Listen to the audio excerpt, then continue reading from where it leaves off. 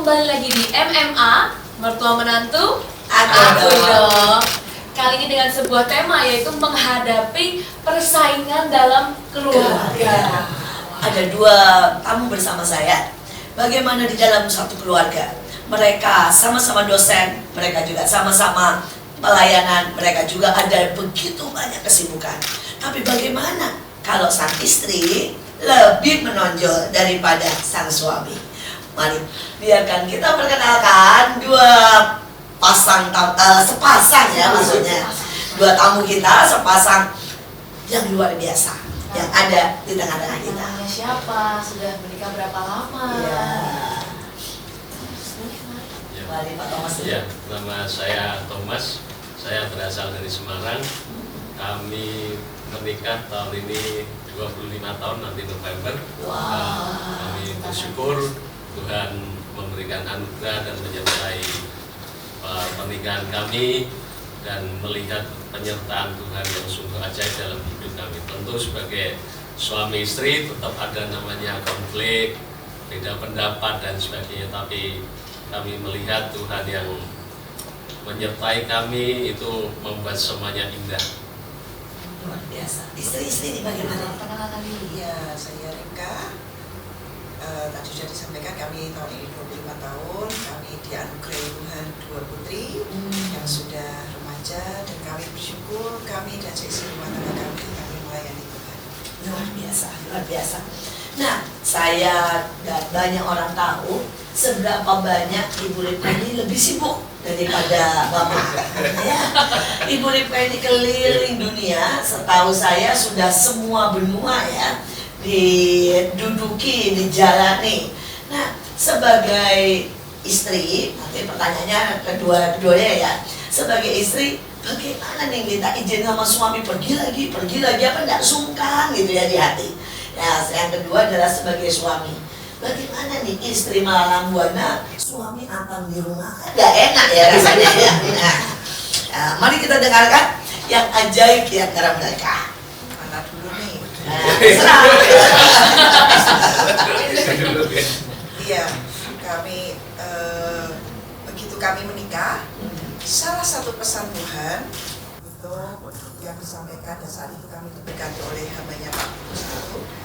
Itu salah satu pesannya dari 3 pesan Tuhan adalah Priscilla dan Aquila. Memang unik, dan itu dari kesaksian beliau didapatkan 1 jam sebelum pemberkatan, karena beliau merasa di hati ada 1 pesan lagi yang untuk kami berdua.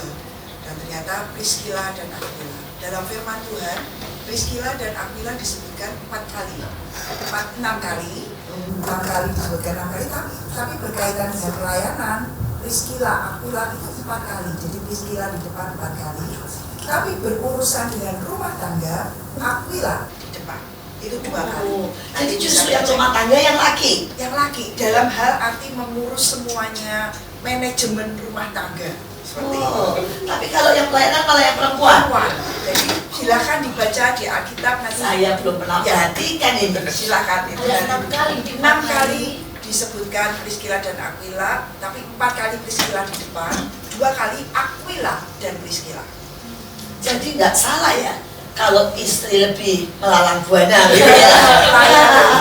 Sudah masuk dari pesan Tuhannya. Sudah ada pesan Tuhan, tapi kali ini Mak Priscilla dan Aquila suami istri loh ya. Iya. Ya, jadi dalam pelayanan itu, jadi saya sudah dari awal menikah, kami masing-masing sudah mengerti ada panggilan. Kami sama-sama melayani, tapi Thomas lebih banyak di belakang meja istilahnya ya. Semua urusan manajemen, urusan bangsa-bangsa, urusan surat menyurat, bahkan percandaan kami, dia sekretarisnya saya nih. Waduh, berani sekali nih ya, berani sekali. Dia menyebutkan sekretaris siap mengerjakan, dan saya bersyukur sekali punya suami yang penuh dengan anugerah kesabaran dan pengertian. Jadi merelakan dan mengizinkan saya pergi lebih banyak seperti itu. Nggak ada rasa sungkan gitu atau aduh piye ya, maksudnya kok mesti tinggal lagi minta izin, rasanya apa? Rasanya apa ya? Rasa bersalah gitu ya, karena terus meninggalkan suami. Kalau di hati saya sejujurnya tidak pernah. Wah, Karena saking baiknya dia, saya tidak pernah merasa sungkan, saya tidak pernah merasa canggung kalau harus pergi karena saya merasa dia mengerti. Tapi saya tidak tahu itu perasaannya dia. Waduh. Tapi kalau saya pribadi, saya Nggak tidak pernah. Wah, ajaib ini karena ajaib. juga karena mungkin saya berpikir yang saya kerjakan bukan untuk kesenangan diri saya sendiri. Saya juga lebih sering melalang buana daripada suami. Iya, betul. Tapi sampai hari ini loh, saya tetap guilty feeling. Sampai hari ini, setiap kali mau pergi nih mencari cara. Aduh, nanti saya ngomong kasihan juga, ditinggal lagi, tetap ada rasa itu. Jadinya ajaib sekali. Ajaib sekali. Tapi begitu saya sampai di rumah, nah ini satu hari Tuhan pernah didik saya ini, karena saya kan pergi terus. Jadi kalau sudah pulang kepengennya di rumah nih, tidak kepengen pergi. Tapi suami sama anak-anak kan di rumah terus. Jadi kalau udah pulang, ayo mami pergi, atau suami saya ayo pergi jalan ke mana. Saya pernah menolak, karena kan capek ya. Pengen istirahat. Satu hari Tuhan tegur saya, kamu pergi terus, suami anak-anakmu di rumah terus. Kamu tidak boleh egois. Sejak itu saya bertobat. Itu pertobatan saya. Dan sejak itu setiap kali secapek apapun, kalau diajak pergi ayo makan keluar atau apa, saya akan lupakan kecapean saya tidak akan merasakan kecapean saya akan pergi dengan mereka. Sejak Tuhan memberikan teguran yang keras dalam hidup saya. Itu anak-anak masih kecil. Tapi saya sekarang mau tanya dari pihak suami. Ini suami yang menurut saya 1001, ya, mungkin 1.000.001 malah ya. Jadi kita mau dengar langkah. Perasaan sedalam-dalamnya ini gimana? Ketika menikah tadi seperti yang sudah disampaikan, salah satu pesan Tuhan seperti itu, dan memang dari awal ada rasa aman buat saya. Jadi saya melihat memang istri saya punya kapasitas yang besar. Sampai saya lebih menonjol daripada saya, bahkan sampai hari ini undangan untuk khotbah lebih banyak beliau daripada saya. Saya seringkali kadang tidak khotbah karena apalagi ini sejak pandemi kami banyak pakai mobil, jadi saya stay berdua. Waduh, beraninya loh ya. Kalau saya berani begitu rasanya masalah besar nih. Jadi saya kadang ya mendampingi pergi berdua dan istri saya yang khotbah. Tapi saya juga happy kok, karena selama ini mungkin bisa pergi berdua terus kan, menikmati. Tapi di hati apa nggak ada rasa kesel ditinggal atau aduh dia pergi lagi gitu? Sejujurnya pernah, namanya manusia ya, tentu pernah ada. Tapi saya merasa itu tidak terlalu mengganggu sehingga saya melarang istri saya terus membuat itu emosi saya terus membuat saya bertengkar, tidak. Jadi saya bersyukurlah oleh anugerah Tuhan dengan bahan-bahan roh itu saya bisa meredam itu, jadi itu tidak mengganggu saya. Dan memang saya mengerti istri saya punya panggilan untuk keluar, apalagi waktu itu jadi sekretarisnya Pak Agung. Dan memang seringkali saya bercanda, ini istri saya jadi sekretaris Pak Agung, saya sekretarisnya istri saya. Karena kalau ada apa-apa, dia mesti tolong saya ini, saya disuruh Pak Agung begini. Jadi saya bercandanya begitu. Nah terus gini ya, bagaimana menenangkan gelojak hati ya, biar supaya suami-suami ini belajar gitu ya. Kalau ada perasaan kalah dengan istri, ya mungkin kalah terkenal, kalah hebat gitu ya. Nanti belum lagi ada isu siapa tahu, wah ini mah suami takut istri gitu ya. Nah itu menenangkan hatinya bagaimana? Kalau saya sih balik-baliknya ke Tuhan. Terus juga saya ini kan punya salah satu hobi buku ya, saya menekuni hobi buku saya, baca buku ya, saya beli buku, pokoknya begitu. Walaupun di rumah nggak nganggur juga. Ya, jadi saya sendiri, buat saya di rumah sendiri juga happy saya begitu. Buat semuanya bersyukurlah kalau Anda punya suami yang bisa nerimo seperti ini. Tapi nggak semua seperti itu. Dan menurut saya siapapun suami kita, siapapun istri kita, mari bersyukur. Karena kita percaya ada jalan dan selalu bisa disiasati. Ngomong-ngomong rasanya suaminya Kesia nggak begini ya.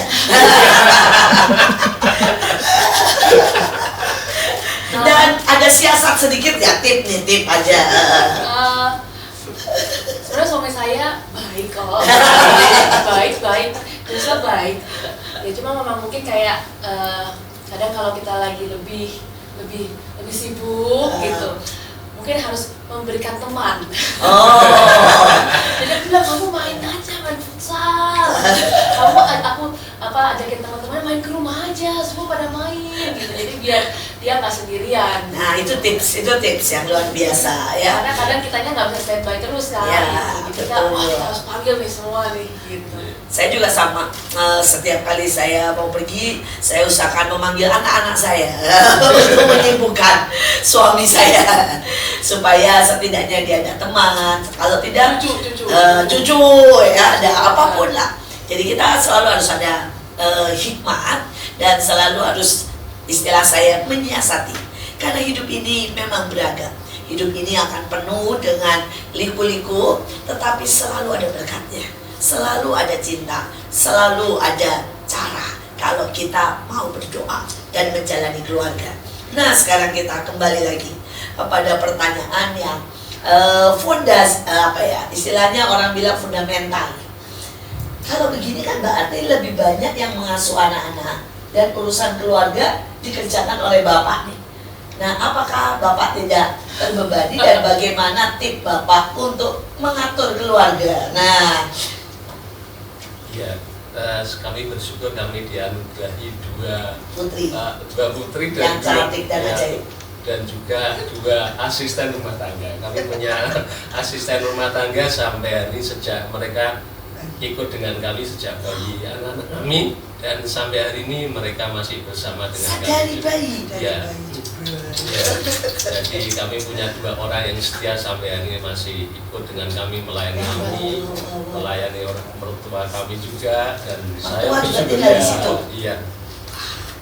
Ajaib sekali. Jadi saya bersyukur dengan bantuan mereka meringankan tugas saya terus untuk anak-anak saya. Ya, apalagi sekarang itu mereka makin triknya besar. Ibu Rika itu. Iya. Ya bersyukurlah.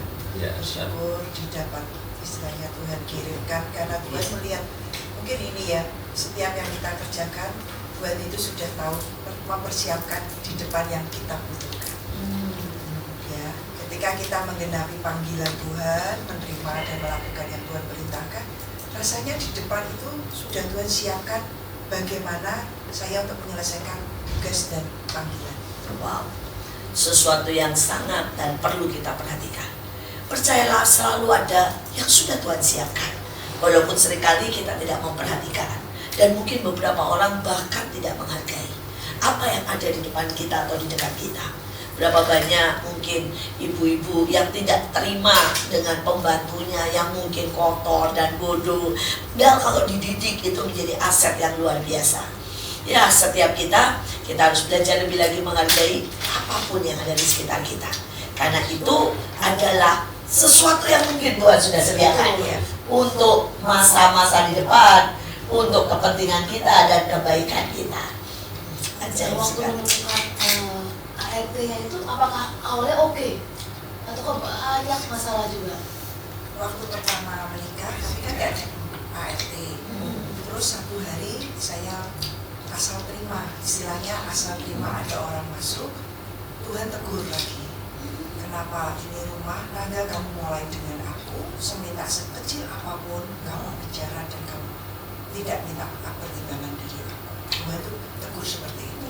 Sejak itu, dan saya berdoa, Tuhan ampuni. Terus saya nggak bisa keluarkan mereka kan, Tuhan pakai caranya keluar. Sejak itu saya menunggu, jadi tidak pernah mencari dalam arti upaya sendiri. Saya bilang, berkata Tuhan saya perlu, Tuhan kirim.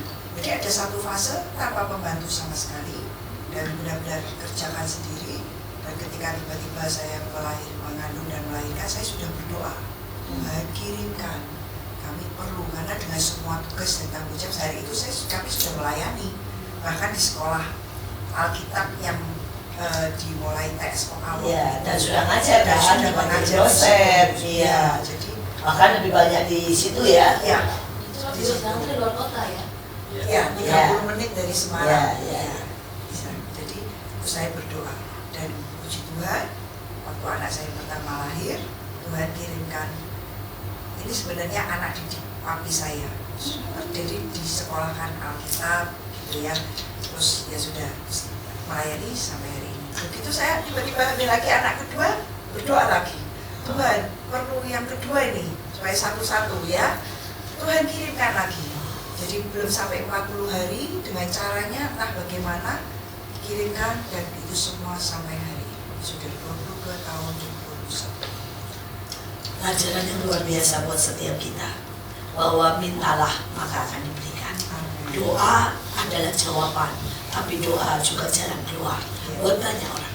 Dan seringkali kita berkata bahwa kerja harus selalu mungkin di pabrik dan membangun karier, atau melayani harus selalu ada di depan. Tapi banyak sekali pelayanan-pelayanan yang di belakang mimbar, pelayanan yang mungkin di dalam rumah tangga, dan itu besar upahnya di hadapan Tuhan. Ingat, Ruth menjadi seseorang yang sangat-sangat diberkati, dan kemudian dia juga menjadi orang yang paling kaya, istri dari bos besar. Bukan karena dia bekerja di sebuah tempat, dan bukan karena dia melayani di sebuah gereja besar, tetapi karena dia melayani seorang janda miskin. Mari kita belajar menghargai apapun yang ada di hadapan kita. Pelayanan, pekerjaan yang ada di hadapan kita pasti yang terbaik.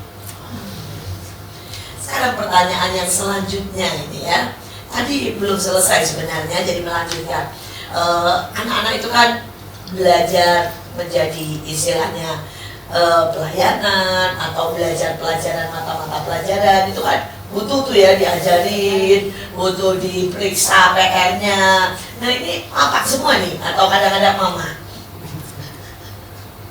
Hampir 100%. Ya mungkin 90%, 10%-nya suster-suster itu. Babysitter itu, yang asisten rumah tangga itu yang luar biasa. Yang satu karena lulusannya kan juga.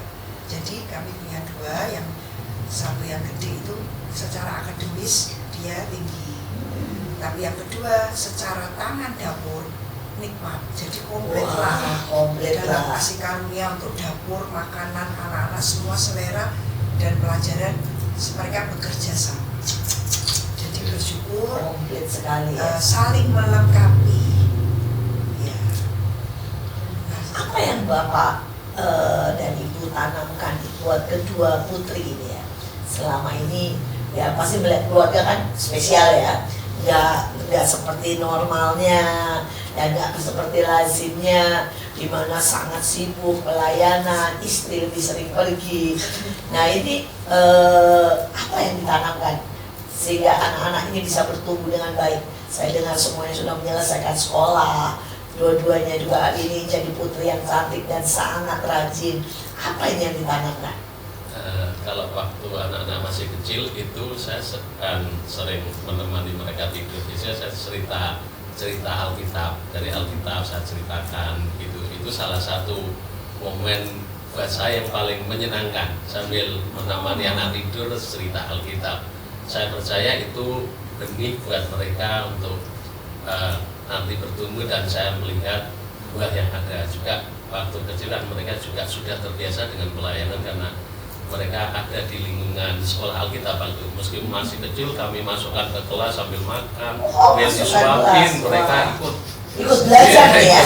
Jadi sudah S2 seharusnya ya. Lulusannya S1-nya banyak. Luar biasa. Mereka tidur dengan kami di asrama waktu itu. Jadi selama waktu 6 bulan, jadi 6 bulan sekali mereka di asrama. Setelah itu selesai sekolah Alkitab, kami pulang. Itu sampai mereka sebagai sekolah biasa ya? Iya itu ya, sampai biasa. Perjalanannya cukup jauh ya? Jauh. Belum ada tol tuh waktu itu. Jadi berapa lama itu perjalanan setiap pagi? 40 menit, 50.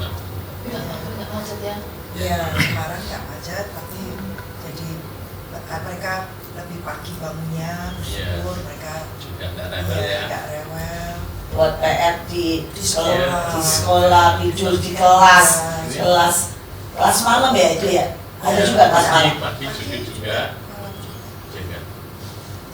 Jadi besar, makanya terbiasa jumpa banyak orang dari bayi kan, nggak takut orang.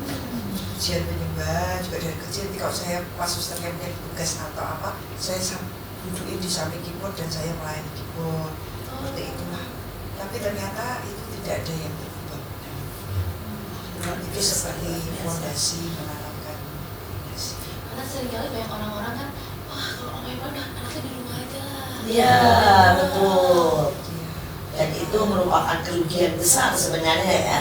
Karena apapun yang ditanamkan, walaupun mereka sembari main, tidak akan kembali dengan sia-sia. Kadang tidur juga. Kadang tidur juga. Ya. Saya dengar Ibu Kesia juga menganut acara. Menganut ajaran Ada menantu itu. saya juga menganut ajaran itu ya. Coba mungkin bisa cerita sedikit Bu, dari umur berapa itu anak-anak dibawa? Iya, karena waktu hamil itu kan banyak orang lagi bahwa kebaktian itu jangan tunggu nanti katanya. Tapi dari kamu di perut ajarin terus biar dia udah biasa dengan ketemu orang banyak, ketemu acara dengan hadirat Tuhan gitu lah. Jadi disuruh dari sejak di perut. Jadi tuh saya mau nari, saya nggak berhenti nari. Waktu hamil udah segede-gede, perutnya gede banget. Kan saya ini kan penari ya, jadi selama nari saya nggak off nari sama sekali dua-duanya. Sampai mau sesar ya? Iya, jadi hari itu paginya masih nari, naik-naik tangga gitu, Iya. tariannya naik-naik tangga. Terus pulangnya, aduh, kayaknya hari ini nih harus lahiran. Udahlah, bawa koper, langsung lahiran hari itu. Jadi paginya masih kebaktian dulu. Paginya kebaktian dulu, terus sorenya, malamnya baru sesar gitu. Wah, luar biasa. Dan begitu 6 hari langsung nari lagi ya? Kebaktian lagi. Kebaktian Bawa lagi. langsung, anak-anak. Wah, luar biasa. Terus luar juga biasa. kalau kan saya ini kan sering keliling ke sekolah-sekolah gitu. Terus saya dudukin aja di karsit. Bawa ini sih, bawa pengasuh satu, bantuin gitu kan. Cuma dibawa-bawa gitu. Yang gede juga yang kecil. Sampai hari ini saya melihat setiap anak yang dibawa dalam pekerjaan kita, dalam pelayanan kita, bahkan dalam pekerjaan sehari-hari, itu lebih baik dan lebih dewasa daripada anak yang kita titipkan kepada pembantu dan kemudian kita berpikir dia baik-baik saja di rumah. Saya membawa anak saya dari sejak kecil sampai ke tempat sampah, sampai pergi ke tempat pekerjaan-pekerjaan yang berat seperti mengontrol bangunan, mencek semuanya, dan ternyata itu membawa begitu banyak kerugian. Anak-anak itu menjadi lebih mandiri dan mereka menguasai sangat banyak, lebih dari apa yang pernah kita bayangkan ya. Hal-hal yang kita mungkin perlu belajar 20 tahun ternyata sudah mereka kuasai karena mereka melihat itu dari sejak kecil. Jadi memang sesuatu yang sangat-sangat ya privilege atau berharga pada waktu kita bisa membawa anak-anak kita kemanapun dan ajari mereka dari sejak kecil. Itu bukan beban, tapi itu adalah sebuah kehormatan dan sebuah keuntungan besar. Saya juga melihat bagaimana anak-anaknya bermain musik dan melayani dengan sangat luar biasa. Itu juga karena dibawa dari sejak kecil ya. Tapi ada satu lagi tadi yang keren, cerita sebelum tidur. Nah, itu rupanya momen yang paling berharga ya. Apa anak-anak itu sampai hari ini gitu ya punya kedekatan dengan Bapak Ibu, bisa cerita apa saja atau agak ya baik kan kalau udah zaman sekarang ya, zaman now ya, anak-anak itu kan lebih suka HP ya daripada papa mamanya. Terus kemudian lebih banyak lagi anak-anak yang lebih suka teman-temannya daripada orang tuanya. Ini bagaimana keluarga Bapak Ibu? Tetap ada kedekatan, walaupun secara waktu sekarang ini semua super sibuk. Oh, Kok bangun pagi sudah masing-masing Tugas masing-masing. dia punya jadwal sendiri. Nanti malam kalau kami masih kuat belum tidur ya masih kuat ya. ya. Kalau sudah capek ya misalnya nanti pagi-pagi, tapi saya kan selalu bangun lebih pagi dari semua. Jadi itulah waktu-waktu untuk yang besar lebih mudah bercerita. Kalau yang kecil ini papinya. Itu adil. Ada bagi-bagi. Tapi lebih banyak dengan papinya untuk Semuanya, dua-duanya. dua-duanya. Gimana nih sebagai papi ya tipsnya? Karena zaman sekarang ini semua orang tua mengeluh. Anak-anak tidak mau cerita, anak-anak menjauh, anak-anak seringkali tidak ada hubungan lagi dengan orang tua, cuma bicara sepenuhnya. Nah ini tipsnya bagaimana? Kalau anak-anak cerita atau mereka salah, saya memang jarang memarahi mereka ya. pernah sekali dua kali tentu sebagai orang tua, tapi selebihnya saya memberikan mereka pengertian dan belajar dari kesalahan atau dari sesuatu hal yang mereka alami, sehingga mereka nantinya bisa belajar dengan lebih baik. Jadi membuat anak itu tidak takut untuk terbuka dengan kita, dengan sebagai orang tua, karena seringkali kalau kita sudah sedikit tidak paham, maka kadang anak itu terus kemudian tertutup dengan kita, dan itu menurut saya lebih bahaya, karena lebih baik mereka cerita dengan kita apa adanya daripada di luaran dengan cerita orang lain nanti ketemu dengan orang yang tidak tepat dan sebagainya. Ya, itu salah satu yang saya buat untuk anak-anak ini bisa dekat dengan kami. Kami kalau ketemu ngobrol apa tempat gitu, kami berdoa bersama-sama. Nah, jadi kalau misalnya nih, kita udah tahu nih ya, anak kita memilih yang salah, atau ya kita rasa aduh nggak cocok, didiemin dulu nih, atau didengarkan atau diarahkan pelan-pelan. Kami ya salah satunya tentu sebagai orang tua kami ngawal dengan doa ya. Menurut saya itu salah satu hal yang paling kuat, dan tentu ya tetap ngomongin mereka bagaimanapun ya sambil pelan-pelan memberitahu mereka begitu. Ya, sambil diarahkan ya. Tip yang luar biasa, biar kita makin banyak mendengar, karena generasi ini butuh didengarkan. Sebelum kita lanjut, untuk yang satu ini kita akan stay tune di MMA dan kemana-mana. MMA mertua menantu, Aku dong.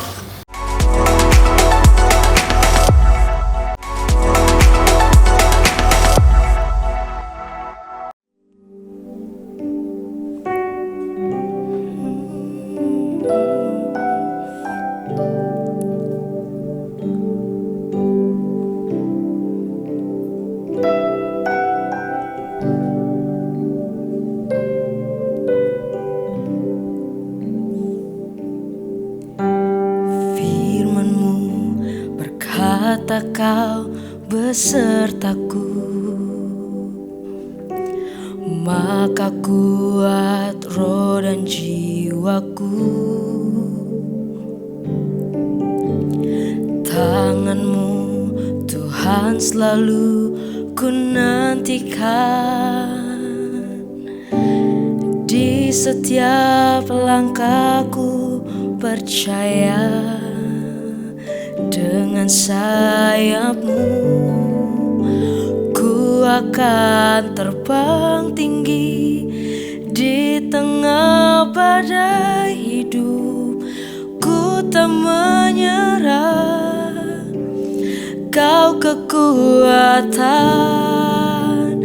dan perlindungan bagiku. Pertolonganmu di tempat maha tinggi, ku mengangkat tanganku, aku berserah, kau ku nantikan, kau yang ku sembah, Tuhanku, Rajaku.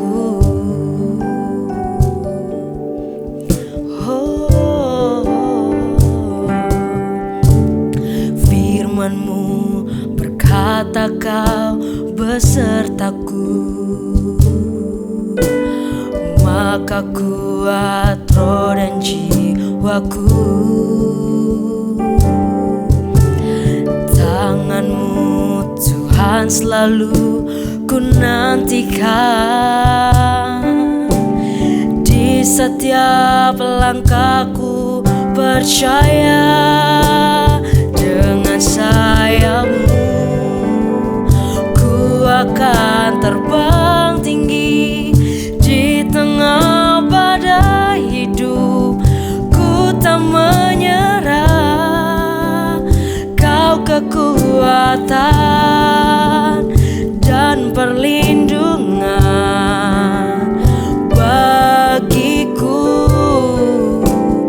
Pertolonganmu di tempat maha tinggi, ku mengangkat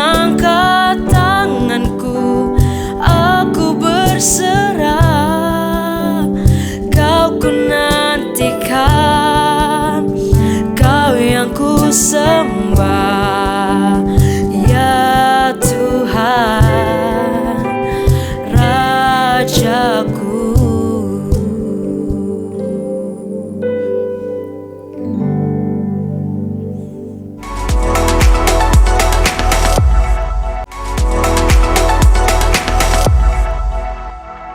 MMA, mertua menantu Aku dong. dong. Kita masih dengan narasumber yang sama, Bapak Thomas dan Ibu Rika. Nah, mungkin untuk selanjutnya mau tanya tentang anaknya. Tadi kan sudah tanya soal suami dari sisi istri. Nah, saya dari sisi anak, itu kalau ditinggal-tinggal terus itu apakah pernah mereka marah, mama papa ini Sibuk. nggak punya waktu buat Iya. aku gitu? Apakah mereka pernah marah? Kan banyak anak-anak sekarang kalau orang tuanya sibuk, mereka merasa nomor 2 kan, terus mereka jadi kayak Pahit banget. marah dan pahit gitu, nggak bisa ngikutin apa yang mamanya buat gitu. Ya, Udah aku bahkan- nggak mau lah gitu. Bahkan mereka berkata, pokoknya saya nggak mau hidup seperti mama-mama. Iya. Nah, terus mereka mengambil arah yang sangat berbeda ya dan mengerikan. Yang bagaimana Rika? Ada 2 putrinya. Wah, ya saya bersyukur. Mungkin dari itu ya tadi faktor dari kecil yang selalu dibawa sama nih. Saya juga Kita lihat dari, juga ya. iya, saya juga dari hamil sampai mau melahirkan, yaitu masih di kelas, selesai sore langsung ke rumah sakit melahirkan. Begitu melahirkan, anak bayi belum ada 40 hari juga dibawa ke kelas kembali sampai penutupan sekolah. Ya seperti itu. Kedua-duanya lahir di sekolah ini. Iya. Dan ada istilah yang anak saya buat, karena saya juga setiap hari saya tidak pernah mencuri pergi dari bayi, walaupun bayi setiap kali saya mau pergi, kami mau pergi Selalu ke kami. kantor, selalu kami ngajak bicara. Itu dari bayi. Jadi kita ngomong, Egi, papi, mami pergi ya atau ke kantor, Masih papi itu berarti ya. ya. Terus yang anak saya lahir juga kami berkata, terus kalau harus pergi, bahkan saya berkata 1 minggu atau perginya berapa lama ngomong, nanti pulangnya sore atau malam, seperti itu tuh walaupun masih bayi, yang pinter ya makanya susu yang baik atau apa, walaupun masih bayi, dan itu dibantu oleh asisten rumah tangga kami. Dan jadi kalau pergi luar negeri atau pergi luar kota, luar pulau, kita ngomong berapa hari, dia nanti akan tahu, oh oke, hari ini mami pulang, seperti itu. Dan satu hari saya cukup kaget karena anak saya waktu masih kecil, mungkin 6-5 tahun, yang besar itu bisa bercandaan atau ngomong dengan adiknya, kita ini punya mami tapi bukan milik kita berdua aja, mami kita ini, dia sebut mami karena saya lebih banyak pergi. Iya. Dan yang sering di rumah kan ada Papi. papinya ya. Jadi dia ngomongnya mami kita itu bukan milik kita berdua aja, tapi mami kita itu milik banyak orang. Wah. Di situ. Luar Tapi biasa. ya seperti tadi ketika saya pulang, semaksimal saya di rumah, saya akan antar sekolah. Ya. Nggak supir, saya akan antar sekolah, saya akan jemput sekolah semaksimal saya bisa. Misalkan saya pas nggak pergi dan saya pas bisa di kantor bisa ditinggal, saya akan lakukan itu. Mengambil rapot pun itu boleh dibilang nggak pernah asisten rumah tangga. Kami akan atur berdua bagaimana bisa dimaksimalkan salah satu dari kami ini melakukan itu. Jadi itu yang saya kerjakan. Terus ya bisa beliin kue atau apapun, pulang sekecil apapun saya belajar untuk bawa sesuatu, walaupun tidak selalu. Setiap hari itu kalau misalnya pulang Enggak, terutama kalau keluar kota, luar negeri, Oke, itu ya, aja. ya, itu harus bawa Ya, sesuatu. ya, bawa sesuatu, oke, itulah. Nah sekarang kan sudah zaman handphone, dulu kan enggak ya. Ya, dulu belum Enggak ada. handphone, enggak apa gitu loh. Kalau dari Pak Thomas yang dilakukan buat pendekatan everyday dalam kesibukan dengan 2 putri tercinta ini bagaimana? Ya, kalau waktu itu istri saya sering pergi, kalau mereka ada di rumah, saya temani mereka. Kalau waktu masih kecil ya saya temani tidur, saya ceritain. Ketika mereka tumbuh, saya ajak mereka keluar makan. Jadi bertiga. Saya selalu istilah dik dengan anak-anak. Apalagi anak-anak cowok cewek kan. Jadi mereka karena sambil ngobrol, makan. Selalu Terus, berdiri ya, dengan anak. jadi sekarang ini gimana nih? Kan sekarang udah remaja putri, udah cantik, udah besar-besar, udah lulus. Ada acara nggak nih ngedit bertiga ini atau ngedit berempat? Makin jarang ya. Tapi ada, tapi makin jarang. Karena masih suka sibuk semua. Iya. Wah, Ya, kita waktu untuk waktu keluarga juga kita makan. Biasanya kita paling makan bersama. Kadang-kadang main game di rumah. Oh, Main game.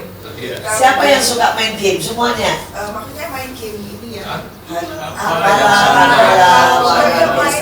Wah, tip yang sangat baik buat setiap orang tua. Jangan lupa main. Nah, ya. Anak-anak semuanya suka main. Mulai dari main apa saja, komputer apapun. Mari ajak anak-anak mau main. Dan ini sebuah tip yang luar biasa juga. Ngedit sama anak-anak ya. Kita butuh ngedit sama anak-anak. Sudah lama ini saya tidak ngedit sama si ganteng-ganteng ya. Nah, saya punya 2 ganteng. Kalau di situ punya 2 cantik ya. Saya sudah lama tidak ngedit sama 2 ganteng. Ya, kita harus ngedit rupanya karena itu akan membuat sebuah hubungan yang berbeda.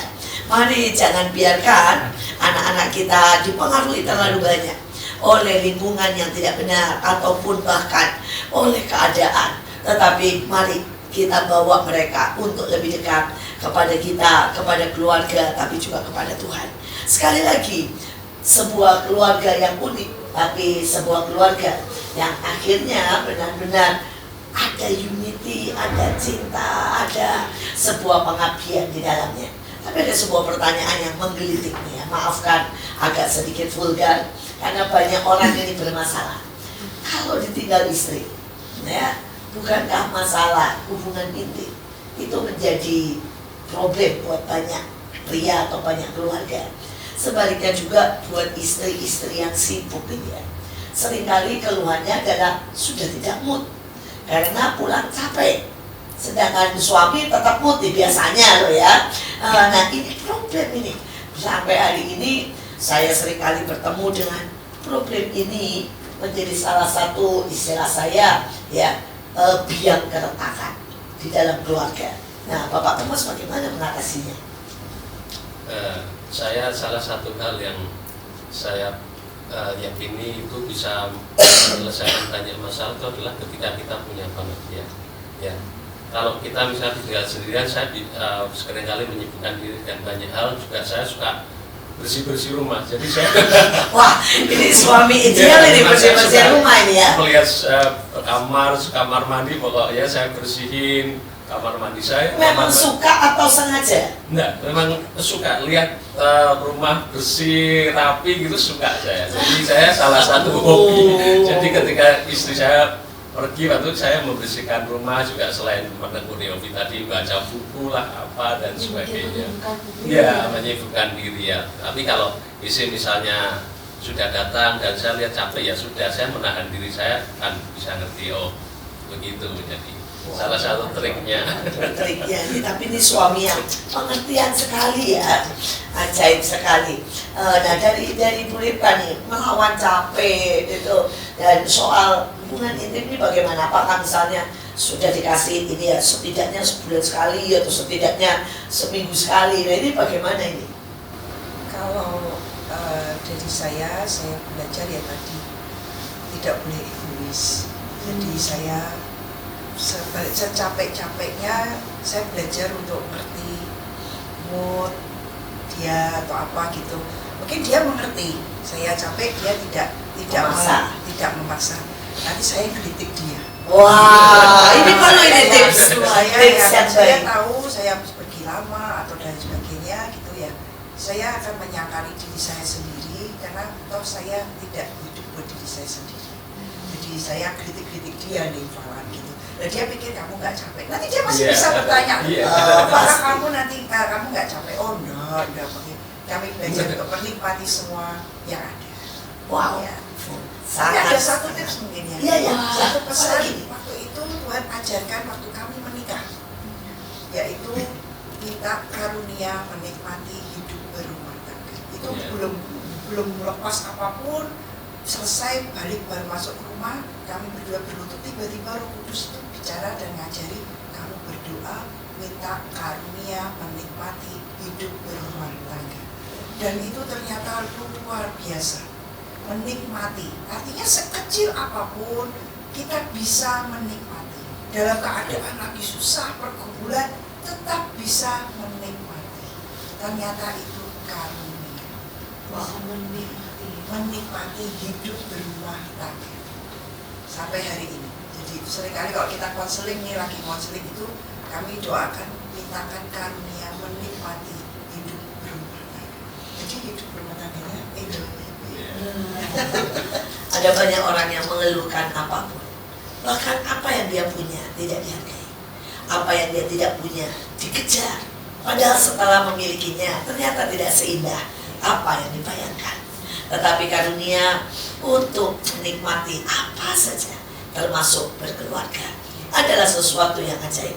Tetapi seandainya Bapak Ibu ada yang melihat tontonan ini dan Anda sedang tidak berkeluarga, tidak punya pasangan, kita butuh juga karunia sendiri. Karena pada waktu sendiri itu juga ada kenikmatannya. Sekali lagi dikatakan, mari tekuni hobi, kembangkan. Siapa tahu hobi itu bahkan bisa menjadi berkat buat banyak orang, bahkan juga berkat keuangan. Jadi jangan pernah tidak menikmati apapun keadaan kita. Di dalam setiap keadaan, waktu anak kecil sedang rewel, sedang susah, ada berkatnya, ada kenikmatannya. Pada waktu anak sudah menjelang besar, dan pada waktu anak sudah pergi mandiri, itu pun ada berkatnya. Mari kita belajar menikmati. Pertanyaan yang sangat juga krusial adalah soal keuangan. Nah, pasti pernah mengalami masa-masa muepet gitu ya, masa-masa gak ada uang sama sekali, pasti pernah ya. Hidup ini kan tidak pernah selalu di atas. Bisa cerita pada waktu awal mungkin hidup sangat mepet, terus kemudian cerita pada waktu hidup naik juga. Nah, itu bagaimana? Ya, bagaimanapun hidup kita kadang ya mengalami mepet dan sebagainya. Jadi saya belajar dari kehidupan banyak orang, juga dari orang tua saya, seringkali masalah keuangan itu jadi titik konflik yang besar dalam rumah tangga. Saya itu, karena itu saya ingat-ingat hal ini. Kalau ada keadaan di mana uang mepet, pokoknya saya harus belajar menahan diri. Ya, apapun ya kita belajar mengelola, tentu mengelola dengan baik, memanage dengan baik, pengeluaran yang tidak perlu potong, tapi juga kita berdoa begitu. Ya. Dan saya juga bersyukur istri saya itu bukan orang yang suka menuntut sangat ini pengen itu, jadi itu juga menolong. Seringkali ada salah satu pasangan yang mungkin istri atau suami mungkin menuntut ya, sehingga membuat keadaan ekonomi makin buruk, padahal seharusnya tidak seperti itu. Kita juga perlu belajar mencukupkan diri dengan apa yang ada. Kalau kita lagi keadaan mepet ya kita mencukupkan diri dengan keadaan. Kalau kita bisa lebih baik, kita mau seperti ini, kita juga belajar untuk berdoa, minta pimpinan Tuhan sehingga kita juga tidak salah menggunakan uang. Benar-benar pernah mengalami masa benar-benar mepet. Nah, coba disaksikan ini ya, mepetnya seberapa ini? Mepetnya sebelum punya anak, kita pernah bahkan nggak punya untuk makan lauk. Jadi benar-benar Nggak ada, pernah cuma nasi. Tapi lucunya sebenarnya ya ini tadi, Tuhan sudah menyediakan, tapi kebodohan saya karena saya pikir di rumah nggak ada uang sama sekali, ada orang kirim lauk. Waktu itu kompleks perumahan kami ada orang datang kirim, itu saya refleksnya saya bisa berkata, aku nggak pesan. Bodoh kan itu. Padahal itu ternyata setelah sekian hari ada seseorang bilang, Bu, saya kemarin nanya berapa hari yang lalu saya makan di daerah kompleks perumahan Ibu 3, saya suruh orang kirim makanan, udah terima. Saya sesaat baru sadar, oh waktu itu berarti Tuhan kirim ini Bu. Tapi saya nggak berkata saya tolak itu. Terima kasih itu detik kami nggak. Waduh.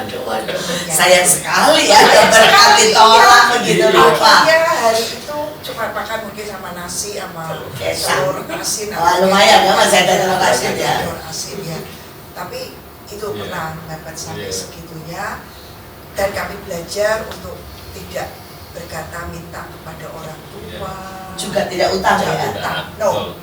No, utang itu sudah Sudah, pokoknya apapun, tidak. Tabu. Ya. Coret ya, Coret. buat semuanya pinjol coret. Nah, ya. Kalau utang sama siapapun coret. Dan shortcut ya. Tapi itu pelajaran iman sebetulnya, percaya Tuhan memelihara. Tapi ya itu maka nama itu ucap syukur. Iya. Dijalani aja, cuma satu kali itu aja. Iya. Dan begitu lulus saya memang gak minta siapapun, gak apapun.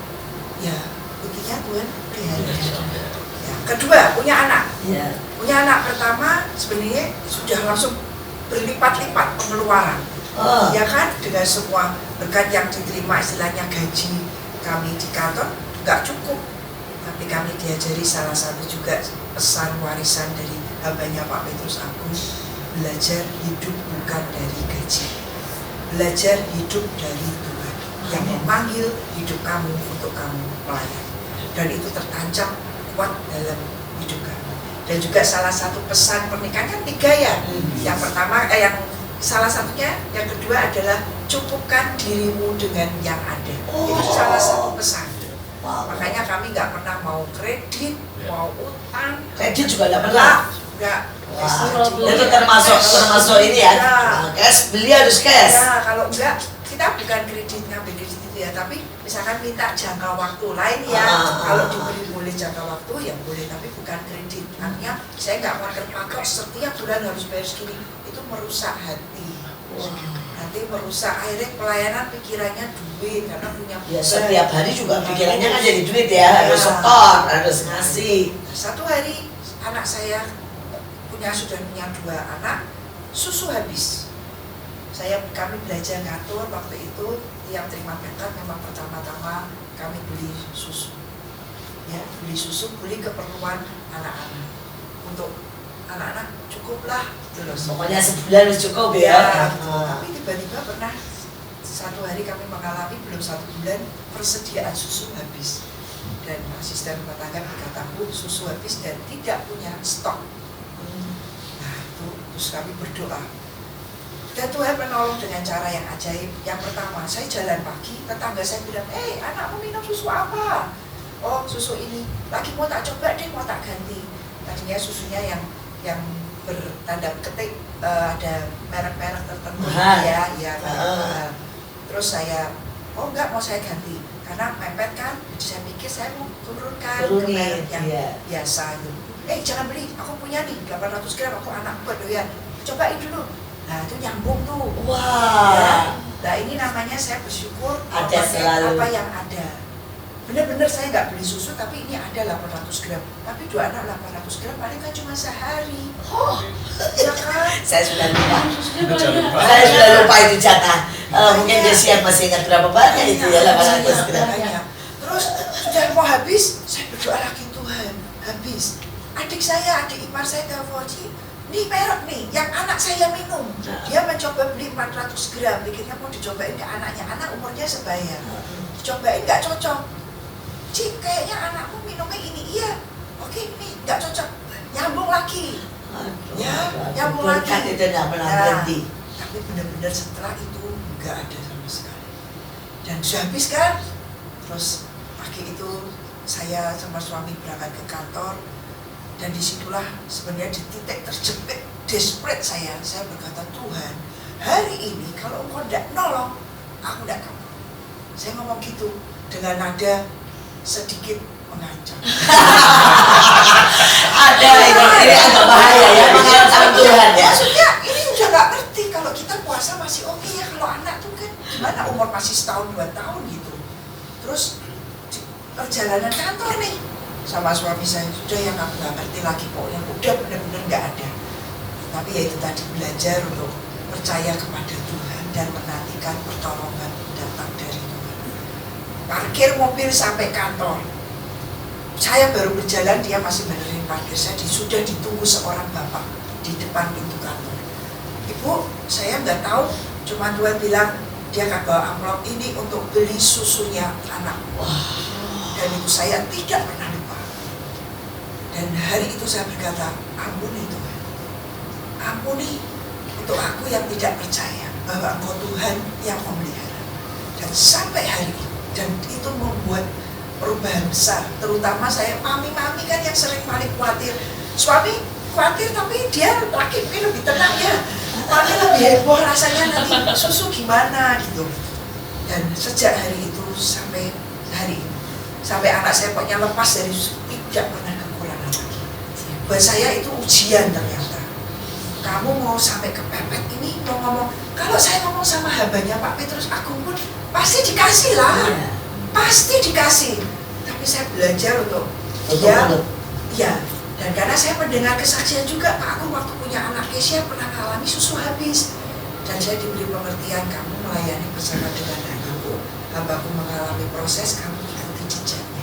Dan di situ saya belajar, dan belajar benar-benar untuk percaya kepada Tuhan. Dan Tuhan buktikan dia tidak pernah terlambat, walaupun mepet, benar-benar mepet. Nah, dari Pak Thomas ini pernah punya pengalaman dengan pengalaman dari pihak ibu nih ya, yang sudah pokoknya Tuhan rada-rada ngancam udah jadi teroris. Kalau soal susu udah jadi teroris ya. Tapi dari Pak Thomas sendiri, bagaimana nih mencukupkan? Ya kita tahu ya kebutuhan banyak, mungkin anak mau ke universitas atau apa, dan ternyata nggak cukup dari gaji. Berapa kali itu mengalami dan bagaimana nih kesaksiannya? Kalau mengalami berkali-kali itu kan ya proses juga perjalanan kita dengan Tuhan Sampai ya. hari ini rasanya mengalami. Tapi yang penting memang kita ini belajar tidak cari jalan sendiri. Karena kita seringkali cari jalan yang termudah ya, salah satunya dengan utang pinjam. Seringkali kita akan begitu, pokoknya yang penting ada uang. Saya tidak begitu, saya belajar untuk diam, belajar berdoa, percaya kepada Tuhan, dan juga ya ngatur keuangan pokoknya. Ketika misalnya anak-anak misalnya butuh sesuatu, minta saya berdoa. Saya mesti jawabannya gitu, pokoknya berdoa. Kalau tidak ada berkat, tapi juga tidak bisa belikan. Jadi itu salah satu hal yang saya kerjakan. Pokoknya tidak cari jalan yang paling gampang hutang atau pinjam teman atau enggak, tapi datang kepada Tuhan dahulu, nanti terus tiba-tiba Tuhan memberikan hikmah, Tuhan memberikan ide atau apa, oh harus ngaturnya begini. Dan kami juga terbuka dalam hal keuangan. Jika ada mereka, kan saya ini nggak pernah urusan rumah tangga. Ini dia nggak pasti kabari saya. Mepet. Jadi bank semua jadi satu. Ya, jadi satu. Uang semua jadi satu. Satu. Nggak pernah megang sendiri-sendiri. Enggak. Wah, ajaib ini. Satu. Kalau kami memberkati kakaknya dia atau keluarganya Thomas, saya mau berkati keluarga saya, semua kami terbuka. Jadi saya lihat jangan, oh itu perlu dibantu, kamu bantu. Nanti kalau dia lihat atau banyak, saya berkata ini adik dibantu, nanti saya ngomong, saya nggak pernah sembunyi-sembunyi untuk itu. Terbuka. Ini adalah sebuah teladan dan sebuah salah satu cara. Banyak cara, dan setiap kita bukan sebuah dosa kalau kita punya rekening yang berbeda ataupun punya cara mengelola yang berbeda. Tapi yang pasti di dalam keluarga jangan sampai ada persaingan yang merusak. Biarlah ada persaingan yang saling menguatkan, yang memicu, yang saling melengkapi, bahkan kita bisa saling menikmati. Pada waktu kita saling menikmati, saya punya suami yang sangat-sangat berprestasi dalam soal olahraga, dalam soal pekerjaan sekuler, dan buat saya itu adalah blessing.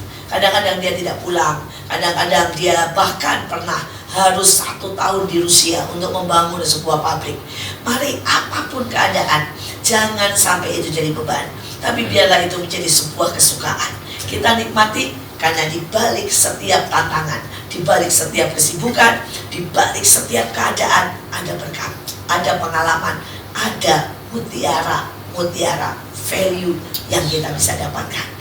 Terakhir sebelum menutup, saya minta Pak Thomas memberikan pesan buat semuanya, juga Ibu Ripka, dan kemudian kita akan berjumpa lagi di lain kesempatan.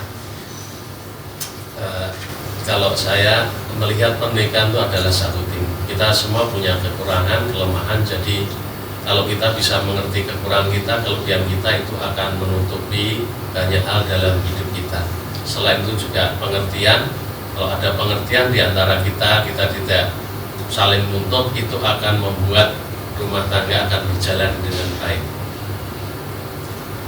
Pernikahan itu juga seperti kebun yang perlu kita rawat, yang perlu kita sirami, yang perlu kita pelihara.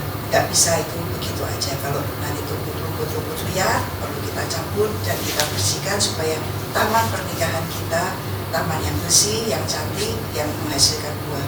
Dan untuk anak-anak, mungkin kita sebagai orang tua memberikan teladan jauh lebih, berbicara lebih kuat dari beratus-ratus bahkan beribu-ribu kata-kata. Berikan teladan dari kehidupan kita sebagai orang tua yang berbuah. Mereka akan melihat dan mereka akan memetiknya, dan itu pun apapun yang kita taburkan satu hari akan berbuah. Dan itu mungkin menjadi tips dalam keluarga kami. Luar biasa sekali. Dan jangan lupa cukupkan dengan ibadah. Kalau kita belum berkelimpahan, cukupkan dengan ibadah. Dan yang pastinya jangan pakai cara kita, tapi tunggu waktu yang tepat. Jangan pakai shortcut, tapi tunggulah waktu yang tepat. Kita akan selesai sampai di sini. Tetap stay tune di MMA di episode selanjutnya.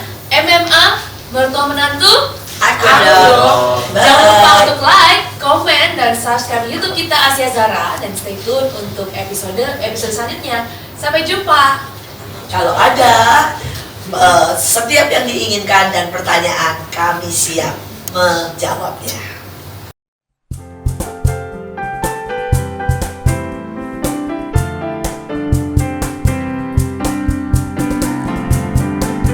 Jangan lelah bekerja di ladangnya Tuhan. Roh Kudus yang beri kekuatan, yang mengajar dan menopang.